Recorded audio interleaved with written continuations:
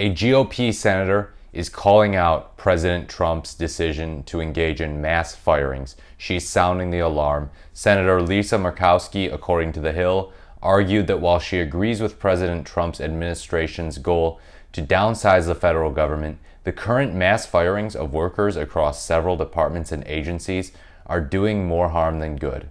Murkowski said that dozens of Alaskans, possibly over 100, are being fired as part of the Trump administration's reduction in force order for the federal government, a development that, in her view, will hinder the country's preparedness for natural disasters and limit energy production.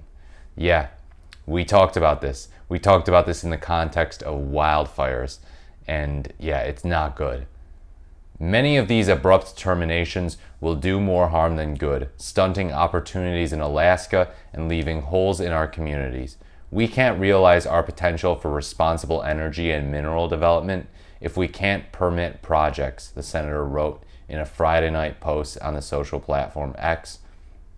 Quote, "We will be less prepared to manage summer wildfires if we can't support those on the front lines," the Alaska senator added.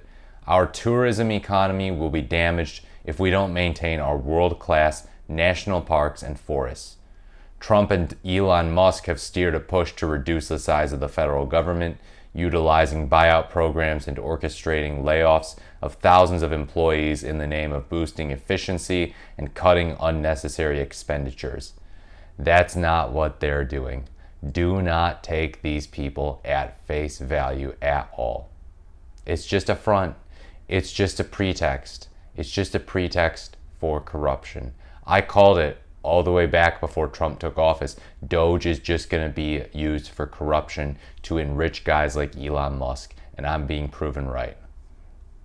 The Office of Personnel Management, OPM, has ordered agencies to fire workers who are on probationary status 1 to 2 years into the job, depending on where they work. The directive is already making an impact. The Department of Veterans Affairs terminated 1,000 workers this week. Meanwhile, the Department of the Interior fired 2,300 employees, and the Health and Human Services Department is looking to sack 5,200 workers. Other agencies have also cut down on personnel. The EPA got rid of 388 probationary employees, The Hill reported. At the Consumer Financial Protection Bureau, over 100 workers lost their jobs. Murkowski said the rapid pace of firing is disgruntling federal workers and will not bolster efficiency. True. She is 100% correct here. Quote, "I share the administration's goal of reducing the size of the federal government, but this approach is bringing confusion, anxiety, and now trauma to our civil servants, some of whom have moved their families and packed up their whole lives to come here," she said on Friday. Yeah, they don't care one iota about the real world impact of this. They're just obsessed with getting government off their backs so that they can be corrupt, getting themselves extra money, enriching themselves. Quote, "Indiscriminate workforce cuts aren't efficient and won't fix the federal budget, but they will hurt good people who have answered the call to public service to do important work for our nation," the senator added. The Alaska lawmaker said she and her staff are in contact with department officials and agencies looking to find out the impact of these terminations. Quote, "Our goal is to forestall unnecessary harm for people and Alaska's federal priorities, but the response so far has been evasive and inadequate," Murkowski said. So I give her quite a bit of credit for doing this. It might just seem like it's a posture to preserve credibility, but like, hey, she's saying, look, I agree with the goal, but the way you're going about this is just wrong. I feel like with Republicans, it's always fashionable to say that you have a goal of reducing the size of the federal government. It kind of runs in their veins of just, oh, federal government bad, state government's better, state governments should have more control, federal government should have a lower amount of control. But yeah, she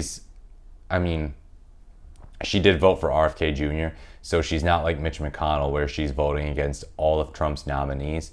But she's been a thorn in the side of Trump in his first term.